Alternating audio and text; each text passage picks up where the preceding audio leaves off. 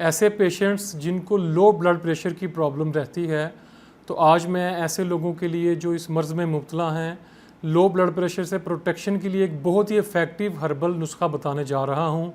अगर आपको भी ये प्रॉब्लम है तो आप इसको ज़रूर इस्तेमाल कीजिए और अपने दोस्तों में भी शेयर कीजिए, ज़्यादा से ज़्यादा लोग इससे फ़ायदा उठा सकें। नोट फरमाइए, कलवंजी 30 ग्राम, सौंठ 30 ग्राम, दारचीनी 30 ग्राम, जायफल 30 ग्राम, फिलफिल दराज 30 ग्राम, कचूर 20 ग्राम। इन तमाम इंग्रेडिएंट्स को आपने ग्राइंड करके मुनासिब सी मकदार में इसमें शहद मिक्स कर लेना है। ये पेस्ट सा बन जाएगा। सुबह ब्रेकफास्ट के बाद 1/4 टीस्पून ये पेस्ट डेली लेना है आपने। इससे ब्लड प्रेशर लो नहीं होगा, क्योंकि ये नेचुरल और हर्बल इंग्रेडिएंट हार्ट के मसल को एनर्जी देता है और दूसरी ये ब्लड की सर्कुलेशन को भी रेगुलेट करके इसको नॉर्मल करता है।